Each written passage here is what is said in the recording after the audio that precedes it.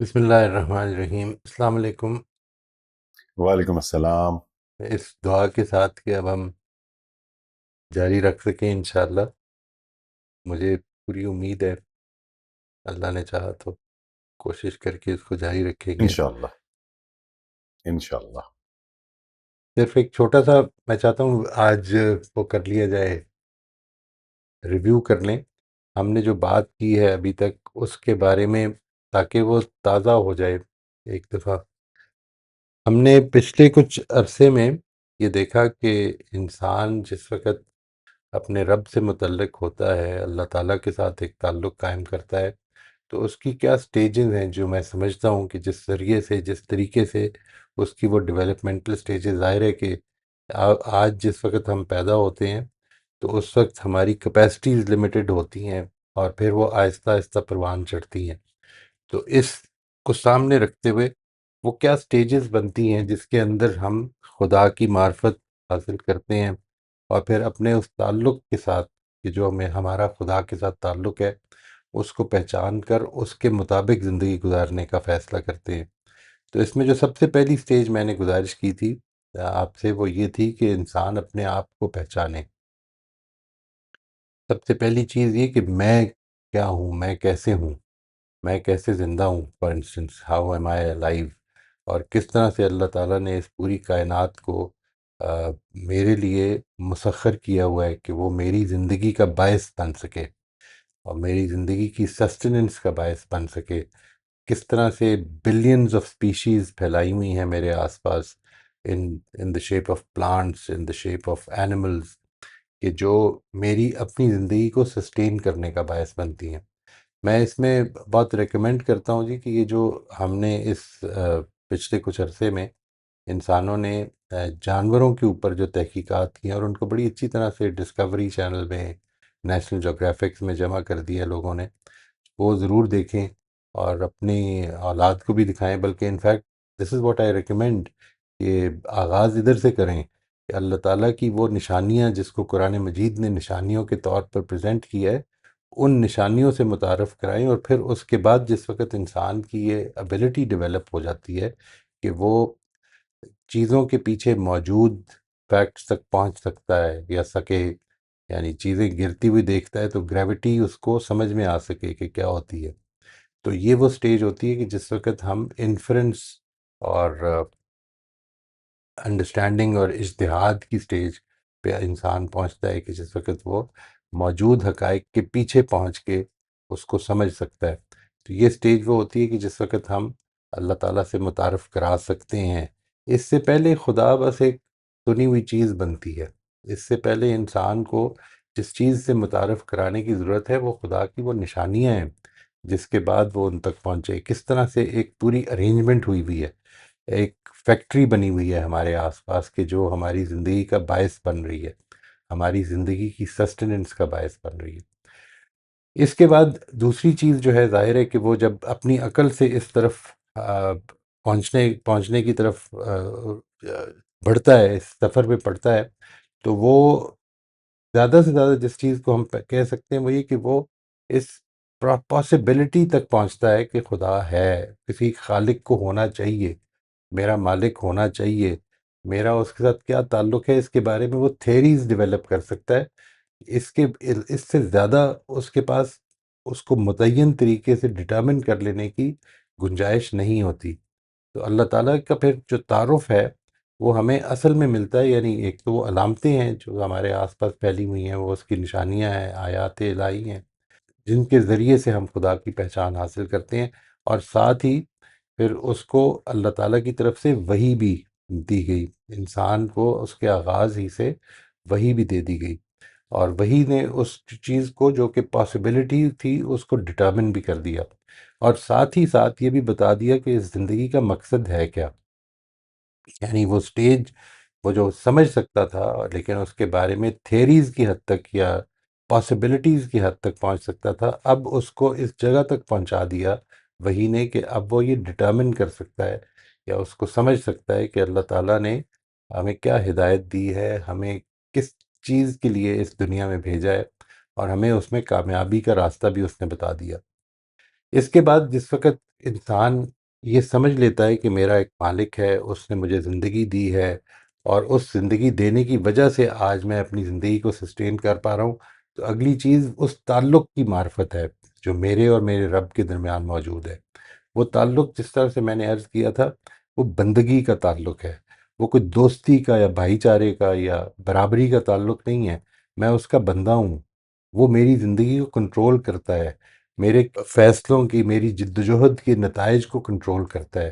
وہ اگر چاہے گا تو میری فصلیں اگیں گی، وہ اگر چاہے گا تو میں بانجھ زمین کے اوپر بھی فصلیں اگا دے گا، اور چاہے گا تو زرخیز زمین بھی جو ہے وہ بانجھ ہو جائے گی۔ یعنی یہ جو ساری کیفیت ہے، یہ جس وقت میرے اندر یہ ریکگنیشن پیدا ہوتی ہے کہ تمام کے تمام نتائج، تمام کے تمام، وہ کہا ہے قرآن مجید نے ایک موقع دو تین جگہوں پر یہ کہا کہ وَلِلَّهِ الْعَاقِبَةُ الْأُمُورِ، کہ تمام فیصلے جو ہیں،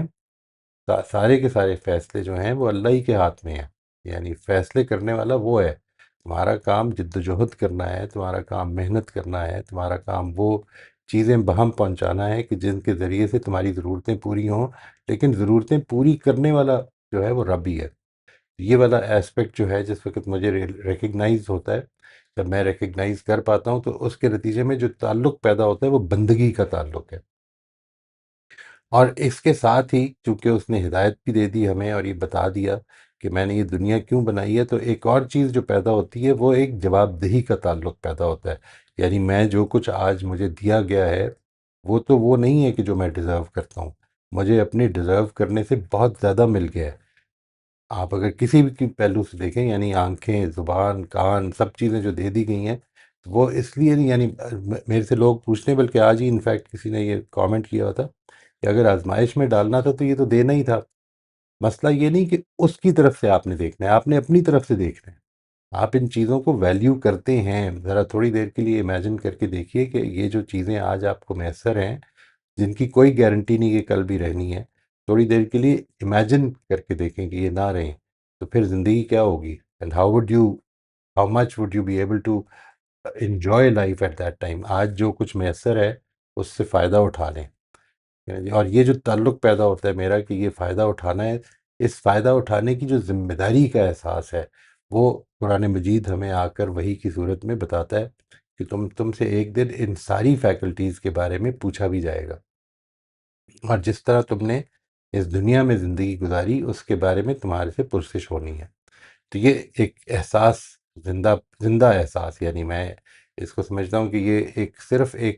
ایک لکھا ہوا بلیف نہیں ہے، بلکہ یہ میرا وہ فیتھ ہے جو میری لائف کو گورن کر رہا ہو، جو میری چیزوں کو دیکھنے میں، میری کنسٹرکشنز میں ایک ایکٹیو رول پلے کر رہا ہو۔ جب تک یہ وہ نہیں بنتا ہے تو اس وقت تک وہ ایک ڈیولپمنٹل سٹیج تو ہو سکتی ہے، لیکن وہ اپنی الٹیمیٹ سٹیج پہ، جس طرح قرآن مجید نے سورہ حجرات میں کہا نا کہ تم یہ کہتے ہو کہ ہم نے ایمان لے آئے ہیں، تو ایمان نہیں لائے ہو تم، ابھی تو تم نے سبمٹ کیا ہے، سبمٹ کر لیا ہے، تم نے مان لیا ہے، لیکن ابھی ایمان تمہارے دلوں میں داخل نہیں ہوا۔ وہ جو ایمان جب دلوں میں داخل ہوتا ہے تو اس کی کیفیت کیا ہوتی ہے وہ سمجھنی ہے، ٹھیک ہے؟ اور اس کی جد و جہد کرنی ہے، اس جگہ پہ نہیں کھڑے ہو جانا، کیونکہ وہ چیز ہے جو ہمیں الٹیمیٹلی فائدہ پہنچائے گی۔ یہ سب کچھ ہم نے سمجھ لیا، اور یہ اگر آپ غور کریں گے تو یہ ساری کی ساری جو سٹیجز ہیں جن کا ابھی ذکر کیا میں نے، یہ ساری اصل میں انٹلیکچول، ایک نوعیت کی انٹلیکچول سٹیجز ہیں، جس میں کہ آپ کے اندر یہ ایک انٹلیکچول احساس پیدا ہوتا ہے کہ ایسا ہونا چاہیے۔ اس کے بعد ظاہر ہے کہ دنیا کی آزمائش میں ہمیں دنیا میں رہنا ہے، تعلقات بنانے ہیں، لوگوں کے ساتھ میل جول کرنا ہے، انٹریکشن میں پڑھنا ہے، اور اس انٹریکشن میں بہت مرتبہ، اکثر اوقات، بلکہ آپ یہ دیکھیں گے کہ اس میں ہارڈلی کوئی ایکسیپشن ہوگی، ہم اتنے مگن ہو جاتے ہیں ان انٹریکشنز میں، ان معاملات میں جو ہم کر رہے ہوتے ہیں۔ اگر ہم کوئی پلان کر رہے ہوتے ہیں تو اس پلان کے بارے میں انگزائٹیز کا شکار ہوتے ہیں، اس پلان کے بارے میں فیئرز میں مبتلا ہو جاتے ہیں کہ وہ خراب نہ ہو جائے۔ اگر کوئی تعلقات ہیں ہمارے اور اچھے چل رہے ہیں اس وقت، تو اس کے بارے میں فیئر ڈیولپ ہو جاتا ہے کہ کہیں گڑبڑ نہ ہو جائے۔ یہ ساری چیزیں جو ہیں، جو ہماری زندگی میں اس وقت چل رہی ہوتی ہیں، کسی بھی موقع پر جب آپ انسان زندہ ہوتا ہے اس وقت کبھی بھی جو کانشیس لائف میں چل رہی ہوتی ہیں، وہ اصل میں ایک نوعیت کی انوالومنٹ اور انگیجمنٹس ایسی پیدا کر دیتی ہیں کہ جس کے نتیجے میں یہ جو انٹلیکچول ایکسرسائز ہم نے کی، اپنے آپ کو پہچاننے کی، خدا کو پہچاننے کی، خدا کے ساتھ تعلق کو پہچاننے کی، پھر اس زندہ احساس کو زندہ رکھنے کی کہ جو آخرت میں جواب دہی کا معاملہ ہے ہمارا. اس چیز کو ہماری دنیا کی انگیجمنٹس کئی دفعہ ان سے ہمیں ہٹا دیتی ہیں، اور ایسے ہٹا دیتی ہیں کہ انسان بہت لمبا عرصہ کئی دفعہ اس میں گم رہتا ہے. میں اگر آپ سے عرض کروں تو یہ احساس ہوتا ہے مجھے کئی دفعہ کہ اکثر جو ہماری پرابلمز ہیں، جو نفسیاتی مسائل ہیں، جو ہمارے زندگی میں ہماری جو ایموشنز کی ڈسٹربنسز ہیں، وہ جدھر سے پیدا ہو رہی ہیں، وہ اصل میں یہی چیز ہے کہ ہم اس چیز کو بھول جاتے ہیں کہ ہم ادھر دنیا میں کیوں بھیجے گئے ہیں. وہ جو چیز ہمیں وحی نے آ کے بتائی ہے کہ تمہیں اس دنیا میں کیوں بھیجا گیا ہے، ہم اس کو فراموش کر دیتے ہیں. تو اس چیز کو یاد کیسے رکھا جائے؟ اب ہمارے جو ٹاپکس ہیں اگلے کچھ عرصہ، وہ دو چیزوں سے ریلیٹڈ ہے. یہ ایک بات تو یہ کہ اس کو یاد کیسے رکھا جائے، اور دوسرا یہ کہ جب ہمیں یہ احساس ہو جائے تو کیا قرآن مجید نے یا اللہ تعالیٰ کے دین نے ہمیں کوئی ایسے طریقے بھی بتائے ہیں کہ جس کے نتیجے میں جو مشکلات پیش آتی ہیں، مثال کے طور پر آپ کو یاد تو ہے لیکن اندر سے وہ کنوکشن اور وہ کمٹمنٹ کئی دفعہ نہیں ہوتی ہمارے اندر کہ ہم وہ کر پائیں کہ جو ہم سمجھتے ہیں کہ کرنا چاہیے. ہمیں معلوم ہے کہ یہاں پہ ہمیں ہر حال میں سچ بولنا چاہیے، تاہم کچھ جگہیں ایسی آ جاتی ہیں جدھر ہم کمزوری دکھا دیتے ہیں. تو یہ دونوں ہی چیزیں، یعنی کانشسنس کس طرح ڈیولپ کی جائے نمبر ایک، اور نمبر دو یہ کہ وہ کنوکشن اور وہ سٹیبلٹی کس طرح ڈیولپ کی جائے کہ جو ہمیں اس راستے پر قائم رکھے. یہ دونوں ہی چیزیں انشاءاللہ آئندہ زیر بحث ہم لے کے آئیں گے. جو پہلی چیز ہے اور جس پر ہم آغاز کریں گے وہ ہے اللہ تعالیٰ کی یاد کو قائم رکھنا. اور اس کے لیے جو اہتمام کیا گیا ہے وہ، جیسا کہ آپ بڑی اچھی طرح جانتے ہیں، میں بھی اس کا ذکر کرتا رہتا ہوں، وہ نماز ہے. یعنی نماز وہ چیز ہے کہ جو ہمیں زندگی سے کاٹ کر خدا سے جوڑے اور یہ یاد کرائے بارہا، اور دن میں 5 دفعہ یاد کرائے. آپ کو یاد ہوگا کہ میں نے اس چیز کا بڑا ذکر کیا ہے اکثر اوقات کہ انسان اپنی کانورسیشنز سے بن جاتا ہے. یعنی جن کانورسیشنز میں بہت بہت زیادہ انوالوڈ ہے، ایکسٹرنلی بھی اور انٹرنلی بھی، جو چیزیں آپ بہت زیادہ سوچ رہے ہیں وہ آپ کی انٹرنل کانورسیشنز ہیں، اور جو چیزیں آپ بہت زیادہ جن کا ذکر ہو رہا ہے آپ کے ماحول میں، سیاست کا ذکر ہو رہا ہے، کاروبار کا ذکر ہو رہا ہے، جن چیزوں کا بھی ذکر ہو رہا ہے آپ کے ماحول میں بہت زیادہ، یا دنیا کے کچھ مسائل کا ذکر ہو رہا ہے. اس وقت اگر آپ کو جنگ کا ذکر ہو رہا ہے، جو سچویشن، مہنگائی کا ذکر ہو رہا ہے، تو یہ چیزیں آپ کی زندگی پر ایسے اثر ڈالتی ہیں کہ وہ آپ کی ذات کا حصہ بننے لگ پڑتی ہیں. یعنی you become what you are conversing about most of the times, and in the conversations which you are mostly engaged in وہ آپ کی ذات پر اثر ڈالتی ہیں. تو یوں سمجھ لیجئے کہ ایک نوعیت کی زندگی سے کاٹ کر اللہ تعالیٰ نے یہ اہتمام کیا. وہ ہمیں جانتا ہے، ہم سے بہتر جانتا ہے. اس نے یہ اہتمام کیا کہ تم ادھر سے کٹ کر اپنے آپ کو اس انگیجمنٹ سے نکال کر تھوڑی دیر کے لیے اب میرے ہو جاؤ اور مجھے یاد کرو. یہ جو عبادات ہیں، نماز ہے، دوسری عبادتیں ہیں، یہ آپ کو یہ بھی معلوم ہی ہے کہ یہ ساری سمبولک ہیں، یہ علامتیں ہیں، کچھ حقائق ہیں جو ان کے پیچھے ہیں، اور ان کی یہ علامتی اظہار ہیں مختلف طریقوں سے. تو نماز کس طرح سے، اور نماز کے اہتمام کے اندر جو ہم جو کچھ کرتے ہیں، اذان کا معاملہ ہے، وضو کا معاملہ ہے، یہ ساری چیزیں کس طرح سے ہمارے لیے علامتیں بن جاتی ہیں کہ جس کے نتیجے میں وہ خدا کی یاد قائم ہو جائے. ہم اس پر انشاءاللہ اب کچھ گفتگو کریں گے. میں آج یہ چاہتا تھا کہ یہ آپ کو ایک ریکیپ دے دوں کہ ہم نے کیا بات کی ہے، ہم کدھر پہنچے ہیں، اور اب ہمارا آئندہ انشاءاللہ اس معاملے میں کیا سفر ہوگا. تو آج کے لیے اتنا ہی جی. آئندہ سے ہم جو نیکسٹ ہمارا ٹاپک ہے وہ اس حوالے سے ہوگا کہ نماز کی علامت جو ہے، یعنی اگلے کچھ ٹاپکس میں، کچھ سیشنز میں اگر اللہ تعالیٰ اجازت دے گا تو یہ ٹاپک ہم رکھیں گے کہ نماز جو ہے وہ کس طرح سے خدا کی یاد کا ذریعہ بنے. کیونکہ ایک چیز کو ذہن میں رکھیے گا، یہ جو بھی سمبلز ہوتے ہیں، جو علامتیں ہوتی ہیں، اگر ان کے اندر کی وہ جو علامت کا ایسپیکٹ ہے وہ اگر فراموش ہو جائے تو وہ بے روح ہو جاتی ہیں. یعنی آپ نے کئی دفعہ یہ محسوس کیا ہو، شاید